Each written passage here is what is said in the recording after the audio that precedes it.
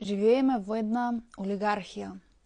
Често ми излегуваат слики, сцени, видеа од старо Скопје, од стара Македонија, каде што луѓето живееле едноставно, покултурно, посмирено, похармонично и со едни поедноставни вредности. Немало вакво страдање како што ние сведочиме денеска. Живееме во еден свет во кој што се изгуби секоја смисла. Еве доаѓаат новогодишни празници, доаѓаат божикни празници и последниве 4-5 години веќе не се чувствува таа хармонија, таа убава енергија на еден позитивитет, на една возбуденост, среќа, туку едноставно како луѓето едва и чекаат да се исклучат од секојдневниот живот и да се повлечат на еден конечен одмор, што воопшто не ги доживуваат веќе деновите како нешто што едноставно треба да се ужива секој ден, а не да се исчекува празник. Ова е вака затоа што денеска во светот владее олигархија на големи корпорации, големи бизниси, но и мали бизниси кои што го водат начинот на живот кон зло и кон поголем материјализам, и затоа луѓето од, да кажеме, средната класа и најниската класа се ставени на маргините на живењето, затоа што се поставени како најранлива категорија која што едва и преживува, едва и ги следи овие цени кои што се наметнати во општествата. Наметнати се затоа што на овие олигархиски системи им одговара да се богатат, да трупаат повеќе богатство, да се шират, да одат на Малдиви, Бахами, на не знам какви луксузни хотели, патувања, да стануваат хипохондрични во собирањето на ситници од најмали до најголеми во својот дом, што ги прави луксус, што ги прави енормна моќ, која што им дава на некој начин чувство на самовредност. И најголемиот проблем е што обичниот човек, за да преживее, не размислувајќи од што е неуки, што не вложува во својата духовност, влегува да работи за да преживее кај ваквите големи материјалисти, тој најмногу ги поддржува. Најде да објасниме што е тоа олигархија. На оваа слика можеме да видиме јасно како одредена групација на разни корпорации држат многу ланци на различни бизниси и на некој начин придонесуваат тие да владеат со светот затоа што прават најголеми пари. Ваквите мокници ги ургираат и ги насочуваат цените во општествата, и заради тоа, бидејќи странските компании кои што се мокни можеби во Америка доаѓаат и кај нас во Македонија како извоз, кои што владеат низ целиот свет и ние ги поддржуваме. Мал број на луѓе или група ја носат најголемата одлука за целото општество, што значи дека по општеството ги носат овие наметнувања на зголемување на цени за да постигнат личен бенефит. Вика, економска нееднаквост како карактеристика на олигархијата многу често се базира на богатство, што води до огромна економска разлика меѓу елитата и остатокот од населението. Лимитирана демократија, во некои случаи олигархиите се маскирани како демократии, но реално политичките одлуки се контролираат од олигарсите. Постојат неколку видови на олигархии кои што владеат во секое општество. Тоа е економската олигархија, значи она што го сведочиме ние како покачување на цените. Тоа доаѓа од големите и мали бизниси кои што имаат таков порив на личен бенефит, алчност и владење во општеството. Политичка олигархија, како што можеме да сведочиме најмногу во Македонија, каде што политиката оди во интерес само за политичката партија или за своји лични интереси за поголеми пари, занемарувајќи ги потребите на народот и оние што живеат на обичните улици, како например каде што кај нас доминира градежната индустрија, занемарувајќи ги го мирот и хармонијата на граѓаните на улиците во Скопје или Македонија. Она што најмногу доаѓа како последица на олигархијата, вели, е социјална и економска нееднаквост. Затоа имаме драстична разлика помеѓу X поединци кои што се драстично богати, одат на патувања и викенди и луксузи, и имаш она подеградирана маса и популација на луѓе каде што не може да си ги дозволи ниту основните нешта, и затоа што ја немаат таа моќ да заработуваат толку пари и се зависни од овие големи корпорации, бизниси и компании, затоа што се работат за нив за ситни пари, за да може само да си го преживеат денот. А втората последица на олигархијата, вели, е корупција и манипулација. Олигарсите ги користат своите позиции за лична добавка наместо за општото добро. Да знаат луѓето колкав профит големите бизниси, дури и кај нас, да знаат само колкав е профитот од овие индивидуи, ќе се запрашаат дали вреди да работат за нив, да земаат плата. Значи, подобро ќе се стегнам, нема да правам ништо во животот и ќе инвестирам во себе и ќе заработувам од своји таленти, нема да зависам од нечи бизнис, отколку тој некој од, да речеме, 5 денари ако купува набавна цена моливче, а ја продава за 15 денари, значи замислете колкав број на пари се игра во оваа позадина кај овие големи корпорации и бизниси. Бидејќи набавната цена е една и е најчесто многу ниска затоа што доаѓа од експлоатација на ранливи категории на граѓани кои што работат за нив, они ги земаат за набавна цена, а цената која што ја даваат за продажба е драстично поголема од она која што ја всушност платиле.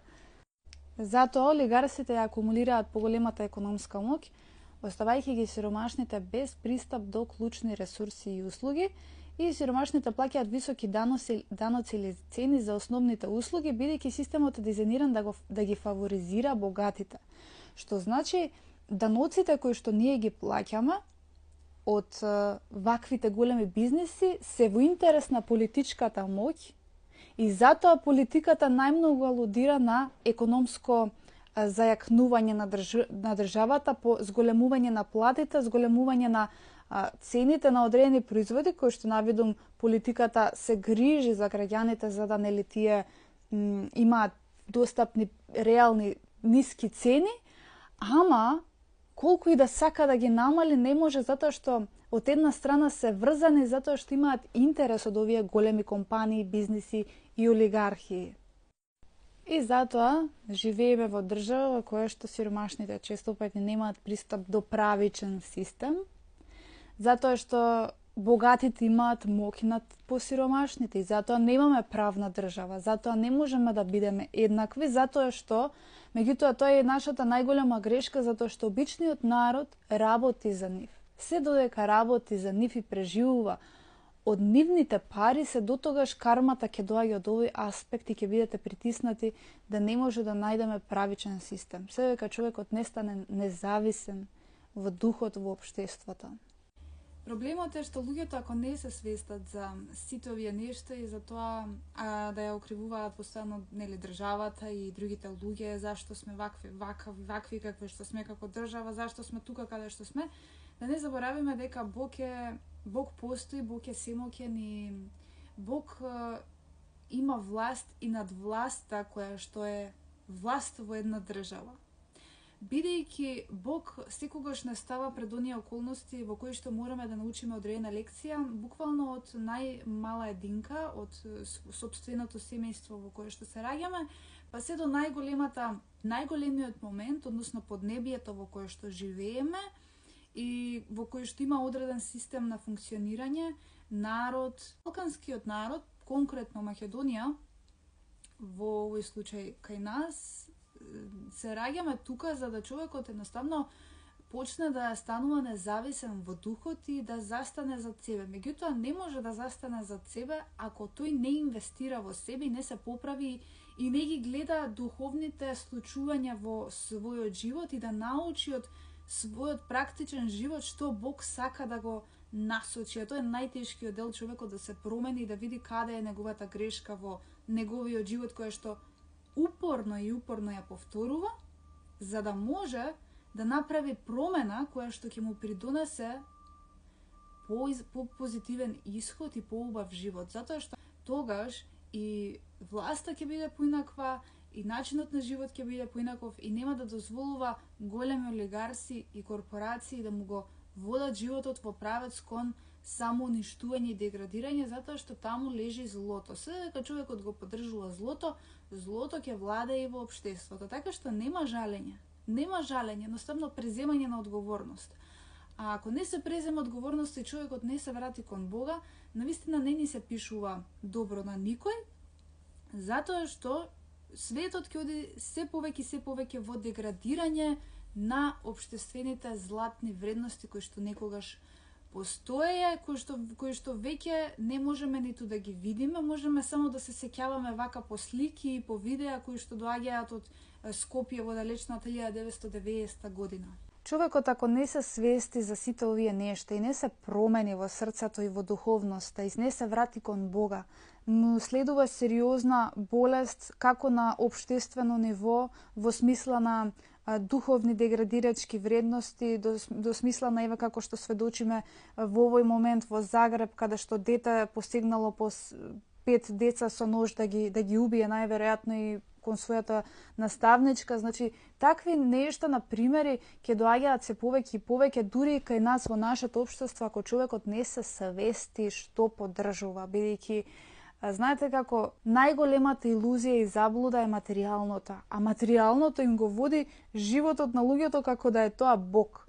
Исус вели: внимавајте, чувајте се од алчноста, зашто животот на човекот не зависи од изобилието на неговиот имот.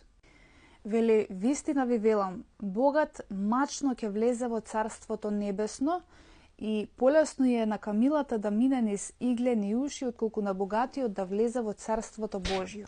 Но тоа не значи дека ние треба да ги прифатиме богатите, треба да прекинеме да ги поддржуваме во нивните збогатувања и успеси и ширење на тоа материјално, затоа што ти и секој кој што е обичен човек, кој што има обична фамилија дома, кој што оди во маркети, во бутици, во молови, каде што владеат овие корпорации и олигарси, значи вие сте тие кои што ги поддржувате и вие сте дел од нивната игра на злото.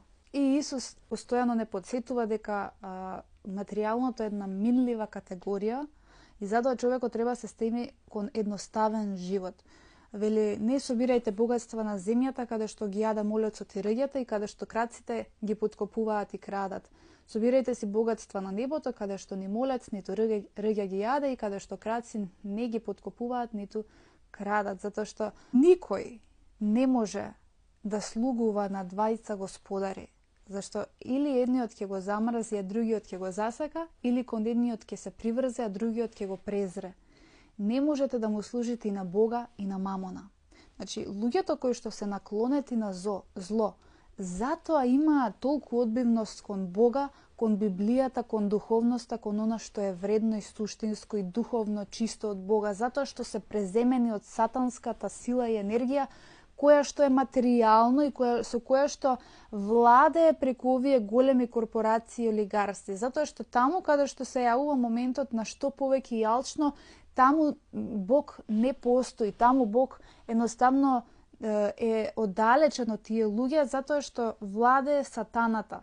Овие луѓе кои што се богати и олигарси, значи ги води исклучиво зла сила која што им го деградира и нивниот живот и на нивните семејства, иако ние наведом ги гледаме како едни совршени и убави семејства и животи, тие не може да го спознаат мирот, духовното, суштинско, едноставно живење, затоа што на крај и во најголемите палати завршуваат во природа, затоа што природата е она што нив највеќе духовно ќе ги исполни, што значи они во градовите само го билдаат и го живеат тој општествен, луксузен живот, меѓутоа на крај повторно се враќаат кај едноставното, а попатно уништуваат многу луѓе заради тој луксуз во општествениот живот. Немојте да стравувате зашто или како ќе преживеете или што ќе се случи со вашиот живот ако се отргнете од нив. Вели: погледнете ги птиците небески, тие ни сеат, ни жнеат, ниту во амбар собираат, но вашиот небесен Отец ги храни. Бог секогаш е тука за секоја човечка душа, меѓутоа Бог може да и помогне само на онаа човечка душа која што е одвоена од злото. Значи, оној човек кој што поддржува зло, него го води сатана. него го води зло, демонски сили и ентитети. Оној што е со Бога не треба да се грижи за тоа како ќе преживее, како ќе ги плати сметките, макар и сам да заработува од нешто, затоа што Бог има план за секоја душа која што чекори со него во овој земски живот, бидејќи ние сме Божји деца. И затоа вели не грижете се и не говорете што ќе јадеме или што ќе пиеме или во што ќе се облечеме, зашто сето тоа го бараат незнабожците. Значи, не верувам во Бог и стравувам за животот. А вашиот Отец Небесен знае дека за сето ова имате потреба. Знае дека имате потреба и дека ви требаат тие нешта. Но барајте го најнапред царството на Бога, мирот, едноставниот живот и вистинските вредности и неговата правда и се ова ќе ви се придодаде. Затоа вели немојте да се грижите за утре, бидејќи утрешниот ден ќе се грижи за самиот себе. Бог јасно ни праќа порака дека тој постои. Луѓето треба да се вратат кон Бога. Ние живееме во времења во кои што навистина ни прети глобално уништување на земјата и глобално деградирање на сите човекови вредности, на трета светска војна која што навистина нема да можеме да преживееме. Оној кој што ќе се врати кон Бога ќе биде спасен. Значи, оној кој што ќе се одврзе од материјалното и ќе го прекине подржувањето на овие материјалисти ќе биде спасен. Затоа вратете се кон Бога, одвоите се од тие сатански сили и енергии кои што ви го уништуваат животот и душата и еднаш за секогаш да се вратиме кон времињата во кои што живееја едноставни луѓе од квалитет како Тоше, како многу други индивидуи кои што даваа љубов, чистота и едноставен живот. Концерти на кои што можеш да уживаш и да се радуваш. Сега не можеш да отидеш на концерт затоа што владее материјално и таму живеат демонски сили. Затоа на тие концерти има најмногу негативна енергија и ниска вибрација. Затоа што картата таму на тие концерти е по минимум 1500 денари, што е ван нормалното и здраво умното.